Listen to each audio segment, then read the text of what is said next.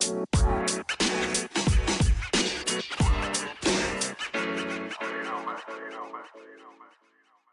right, hey everyone, welcome into a mini episode of the Spoiler Alert podcast, a special episode as we have the Oscars tonight in, 3 hours, something like that. They're going to pop out 2 hours. No, 3 hours. I'm in a weird time zone, so I never know what's going on here. But in 3 hours, we got the Oscars going on. So we watch most of these movies. I think between both of us, we saw all of them, actually. Yeah, I think so. Except for Women Talking. Yeah. That was the only one I think neither of us saw. So shame there, but honestly, I don't think it would have made us into our top 5 either way. Right. That sounds completely biased, but hey, that's how movies work. All right, so Ty, we're gonna run through these Best Picture nominees. We're gonna start with the 3 that we can't say we just dislike them. We actually hated these movies. They were not good. We noped the hell out of them. Did not finish. DNF. So the fact that they're up for Best Picture and some of them decent odds at winning, at least one of them, is an oversight, I think, on the Academy's part. It's definitely a pissing contest. You know, some people are pulling the strings behind the scenes, probably paying some people to get nominations. And in the long run, nominations don't mean anything. It's all about who wins. And as long as they get that right, I'm not going to be too upset. And I think they will. I agree. Yeah. As long as it gets nominated, that's all you'll see on the box or on the Amazon whenever you go to watch it. Oh, Best Picture nominee 2022. So we'll see. But some of these just aren't good. They really aren't. And let's start with the one that we both saw here, and that is Elvis. Currently at, if you're betting folks, plus 6,500 to win Best Picture. That is third best odds to win currently. And they currently have Austin Butler at plus 150 to win Best Actor. That is second best odds, just behind Brendan Fraser at minus 225 for The Whale. So Elvis, Ty, both you and I quit this movie. It is not good. Immediately when you see Tom Hanks on the screen, you're like, wow, I'm just annoyed that he's here. And Tom Hanks is a guy that normally you're happy to see on screen because he's a good actor. But as soon as he pops up on screen, I'm like, okay, this is a horrible role for you. I don't know if it's just poorly written, but man, Tom Hanks, you are not doing a great movie right now. Yeah, right away, I was watching this movie and I realized I don't think I'm that much of a fan of Baz Luhrmann. And I'm kind of over Tom Hanks at this point. It's a shame because the 90s were his time, man. He ruled the world in the 90s and then even early 2000s, you know, with Saving Private Ryan and all that. He did fantastic work. And now it's a shame to kind of see him, I guess, age out. But Austin Butler getting a nod for Best Actor here is weird as well. You know, everyone talks about, oh man, his voice changed for this movie. I don't know how much of that is an act. And I remember seeing his ex-girlfriend, I can't remember her name, but she like retweeted or like was quote tweeted something essentially making fun of his accent, insinuating that it's just a show. He's just putting it on. He's like, yeah, man, I sound like Elvis now and I always will. I just find that complete nonsense. That method acting can get a little wild, but plus 150 for Best Actor. I do hope he doesn't win because this movie in general was bad. None of it was accurate from the research I've done on Elvis. I think we both went into this movie hoping it was going to be kind of like a walk the line, you know, or even a Dewey Cox, you know, that'd be better. But it wasn't. It just felt historically inaccurate. And once I heard Cardi B on the radio when they're plowing through Nashville or wherever the hell they were, that was it. That was the beginning of the end. That was the exact point in the movie where I turned it off. That was just ridiculous. This movie had so many quick camera cuts and quick jumping around scenes that it made me feel car sick. It was like unbelievable. It had too much going on the screen. It was just all over the place. Tom Hanks' character was insufferable for the amount of time I stuck around for. And yeah, I just noped the hell out of it. If this would have been on a walk the line level, we would have been looking at a great movie, but we weren't. And I do think that they have a soft spot for these guys that get a role in these biopics because Rami Malek got nominated and won for Bohemian Rhapsody. So I wouldn't be surprised if he sneaks in there, but let's give this win to our boy Brendan Fraser because he deserves it. And then Ty, I'll let you take this next movie, Banshees. I did not really make it through this one, and neither did you, but quite a few things here. So they are currently third favorite to win Best Picture. They did win Best Picture for the European Awards, which that makes sense because it's a European movie. So plus 1,200 for them to win Best Picture, plus 1,200 for Colin Farrell to win Best Actor. And then this threw me off a little bit as well. Some of these supporting actor odds are strange, or even nominations in general, but we'll get to that. So Best Supporting Actor, Barry Keoghan. I probably butchered his name. Plus 1,200 to win Best Supporting Actor. I forgot who he was, had to look him up. He is in quite a few things. He's actually at the end of the Batman as the Joker, I believe. But he always has creeped me out. He always plays like the weird ass kid with the 1,000-yard stare. Would never want to meet him in person because I think he could like see into my soul. And then that threw me off. And then maybe you can explain it to me. But Brendan Gleeson, who's supposed to be the number 2 in this movie, is at plus 1,600 to win Best Supporting Actor. So is Barry more involved in this movie than Brendan? Honestly, I hardly remember because it was that bad for me. I wanted to like this movie so much. Martin McDonagh, in Bruges with literally all these exact same characters. Love that movie. It's great, but this one just boring as hell for no reason. And like I said, maybe I wasn't giving it enough of my full attention. I was playing around on my phone or something, but I couldn't do it. It was so boring. But I don't know. It's weird when a movie has two people nominated for Best Supporting Actress, and one of them is going to have to lose, or both have to lose. But I feel like Brendan Gleeson was a lot more involved in this movie than Barry Keoghan was. So I had another inkling here. I'm like, okay, when was the last time who wins Best Actor, Best Actress also won Best Film? And that hasn't happened since 2010 with Colin Firth winning for The King's Speech. King's Speech won both Best Film, and Colin Firth won for Best Actor. So it's interesting that the best actor / actress is not always in the best movie. So that kind of just goes to show that if you want to make an award-winning better movie, you don't always have to have the quote-unquote best people in it. Yeah, I agree. It's weird when that happens, but I guess we'll see here. I think, well, guess not best actor, but it sounds like current odds. We'll get to it, but it might work that way this year. Ah, okay, yeah. I see where you're going with that. And then tied a third movie here, Triangle of Sadness. I believe you did not see this one, correct? Yeah, this is one I didn't see. This entire I didn't see. Lucky you for not seeing Triangle of Sadness. So it starts off somewhat interesting. It's about these two models, one male model, one female model. They're a little cringy, but that's what you expect. They do everything essentially for the camera. It sounds like they're dating each other just because it will make them more famous or whatever. They post everything online, all that good stuff. They somehow get invited to go on this like rich people cruise. And while they're there, they find out they don't really fit in with these people, these ultra wealthy people. And it's a little bit of a spoiler, but you know what happens. The boat crashes. But essentially what happens is the theme of the movie is rich people bad. And when the world goes to shit, it's going to be the poor laborer people that take over, and all the rich people are going to be crying to them.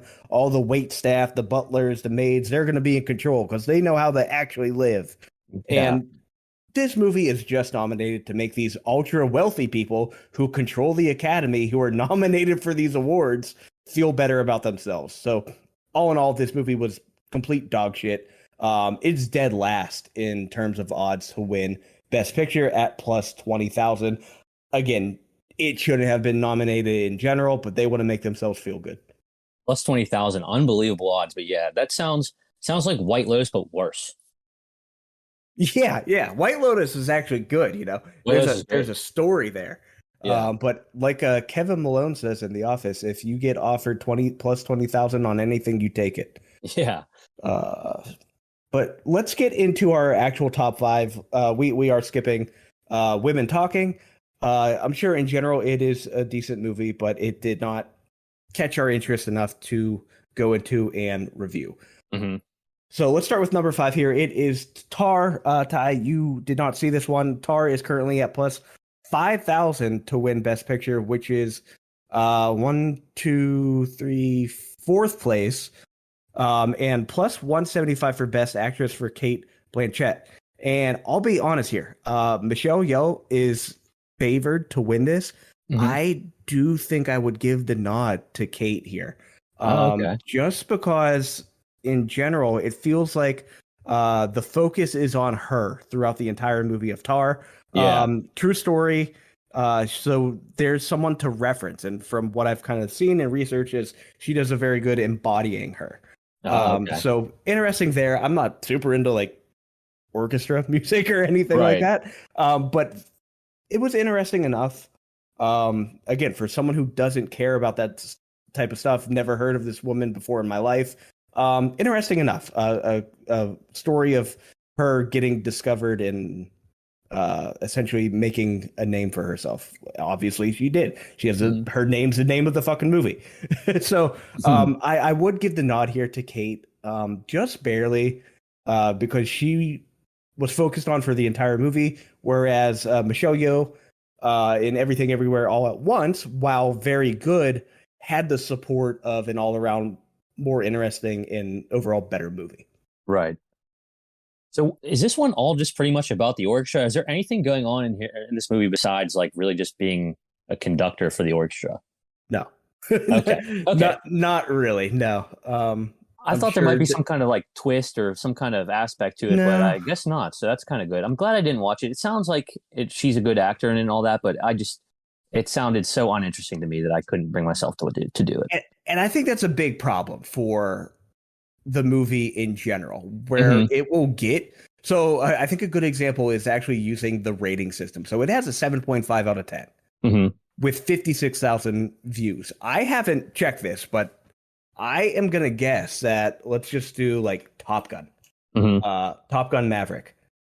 I bet it has it has a higher rating of 8.3, but I don't even want to do the math. I almost 10 times as many reviews. It has 546,000. So Yeah. that's kind of the problem with these movies. It is not going to be a popular movie, even though it may be good.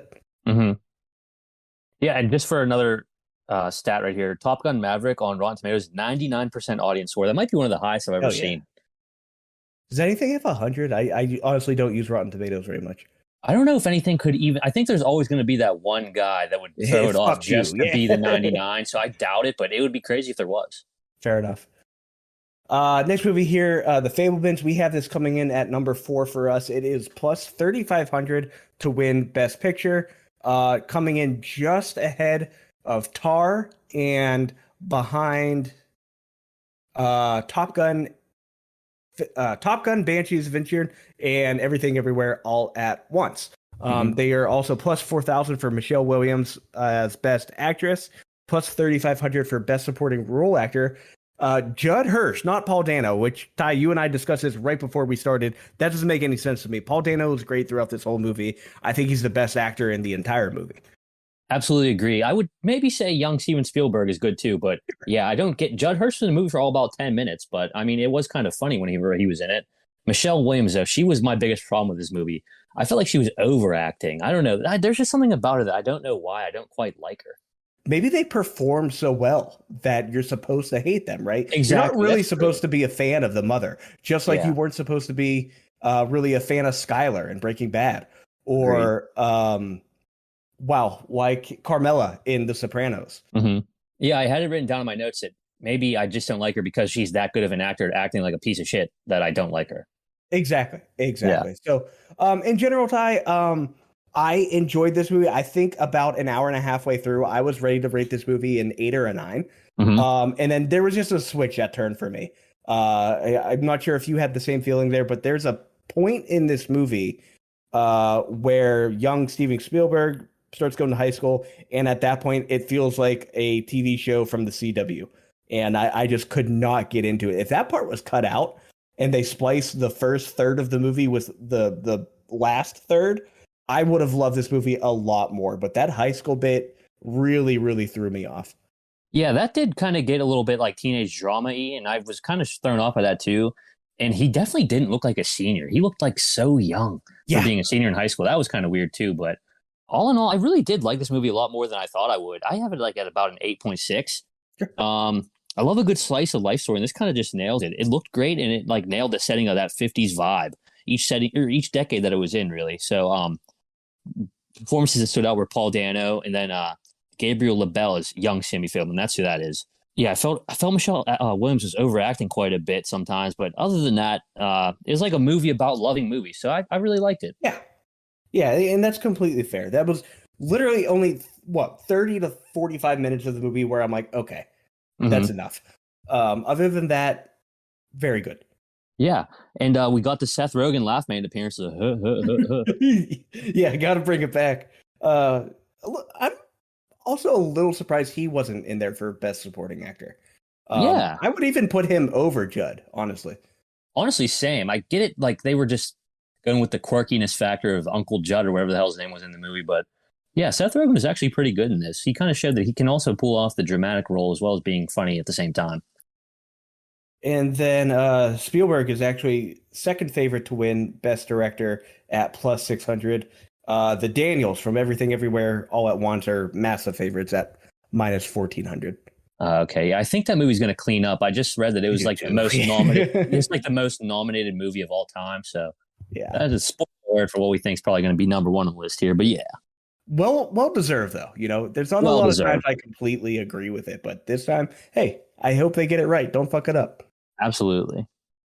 Number 3 on our list, All Quiet on the Western Front. This is a remake of a very old movie. I believe it's from the 1930s, about World War I, German soldier perspective, him and his comrades. And essentially it's just a soldier going through the horrors of war, and you see how it impacts him. In terms, I think we talked about this a little bit. Maybe it was like our first or second episode, something like that. We talked about this movie and you hadn't seen it yet. And I was telling you how the war scenes itself are top notch, you know, probably some of the best in a long time. It did give me vibes of Saving Private Ryan, you know, that opening scene when they're storming Normandy. There are scenes throughout this movie where war is obviously traumatic. But there's so many movies that are out there to essentially glorify war. And you know, you'll have like American Sniper, stuff like that. Yeah, he went through some things mentally and all that, but all in all, you're like, oh yeah, he's killing the bad guys. And this is a completely different side, because as Americans, we see the Germans as the quote unquote bad guys. And sure, but when you get down to the granular level, the soldier level, they're not bad people. You know, they're just fighting for their own country, much like any other soldier would for their country. It's just they're on the losing side, and a lot of the times they don't know they're on the bad side. They're quote unquote brainwashed or something like that, which is a shame. But that is essentially what the focus on this movie is kind of that realization of, hey, we were brainwashed very young to think this war is a good thing. And then once he's in it, he quickly finds out it is no such thing. Yeah. This movie was so incredibly bleak, but it was so well done. I loved it. I slept on this movie for far too long. It just, everything was great. How the incredibly shot and great score and great special effects did a really good job depicting that World War I and how violent it was. I think I still prefer 1917 over it for as far as World War I movies go, just because that's all one shot. That was so wildly done how cool 1917 looked. But I really love this movie too. This is an easy 9 out of 10 for me. And it could have easily probably been 2 on this list if Top Gun Maverick wasn't so goddamn fun. Yeah, exactly. So I think, you know, maybe there's an award there for All Quiet on the Western Front. And you know, best special effects or something like that. Cinematography, maybe. Visuals. Even. So yeah, exactly. Yeah. Cinematography. Those are all well within the wheelhouse of this movie. I will suggest you to watch the original one, just because obviously it's not going to have the amazing special effects that this one had. but it does, and because it doesn't have those special effects, it focuses more on the interpersonal relationships and inner monologues of these soldiers. And I think because of that, you get an even more feel for these Hmm. soldiers. You know, it kind of pulls at your heartstrings a little bit more than the newer one. Yeah, definitely. If anybody's thinking about checking this out, definitely watch it with the subtitles in the original German language because Yes, it please. is so much better to watch it with the subtitles. I did not realize that it was playing it dubbed over at first, and they had goofy British accents on Netflix. I was like, these guys are German. What the fuck's going on here? But Yeah. yeah, watch it with the subtitles, please. It is such a good movie. I loved it.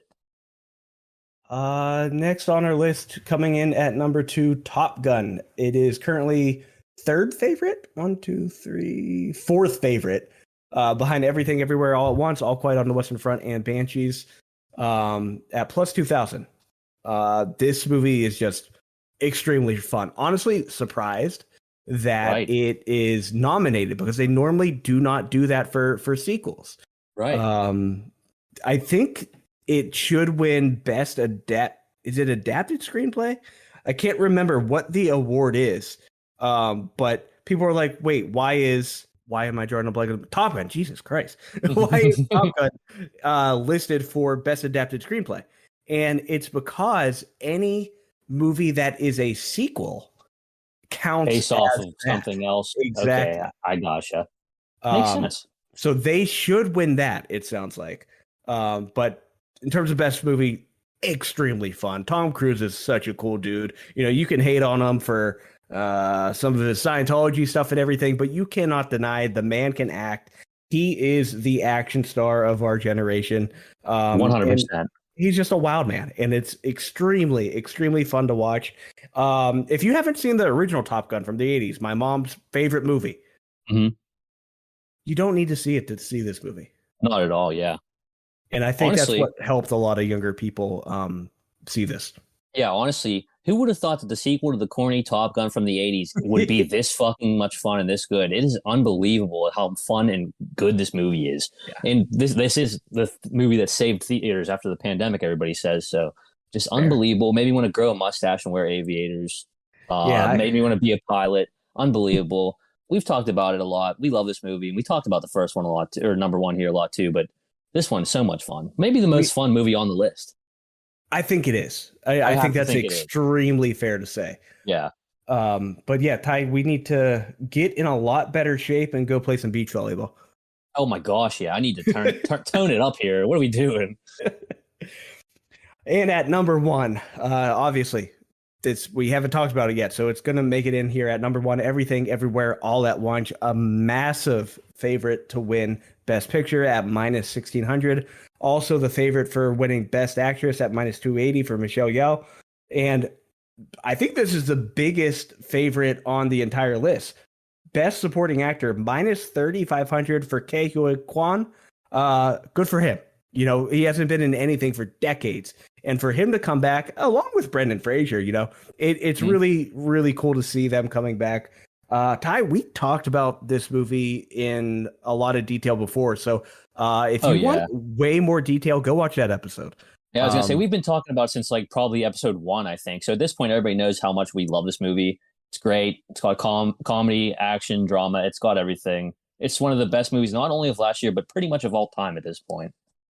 yeah, actually, that is a good point. I'm curious where this is currently landing on IMDb's top 250 list. So while I look that up, you know, this movie is highly unique. Oh It yeah. is an A24 movie, so you kind of expect it to be highly unique at this point. Hmm. But highly unique, I had zero idea what to expect Me when too. I saw it. I thought this was a purely Chinese film. Yeah. And I'm like, okay, maybe the Chinese government is overwhelming these ratings. That's why it's so high. No, it's not a Chinese film. It is uh, based on Chinese characters, but it's not a foreign film, if that makes sense. Yeah. Yeah. Everything. Um, Yeah. yeah. So currently, this is sitting. It, are you telling me it's not even on the top 250? I'm gonna fight someone if What? that's the case. I'm on record on the latest TikTok that I just dropped saying that if this doesn't win Best Picture, I'm going to slap somebody. So hopefully it's on that It is list. not. Oh, wow. Wow. Okay, so that is a real shame. So, man, people get your ratings up. Uh, damn, that's a real shame. The way those ratings work for top 250 movies, it's literally just the highest rated movies based on a minimum number of votes. But wow, that is a bit of a shame. Yeah, I would say so. Especially for, I think, it being one of the most nominated movies for awards ever I've read. So, yeah, that's crazy. But just unbelievable movie. We loved it. Couldn't even talk anymore about it at this point just because we have so much. Yeah, extremely fun movie. Go check out our other episode if you want more in depth uh, talk about it. Hmm. But yeah, it's fun.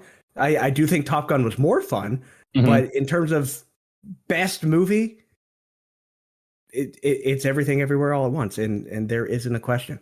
Yeah, absolutely. And yeah, be on the lookout for more of these quick hitters like this. This is fun, just banging them out real quick. Little short episode.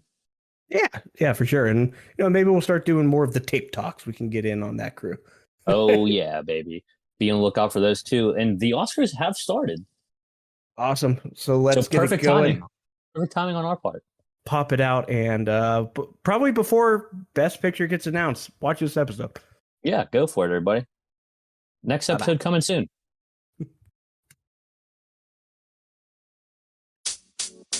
bye.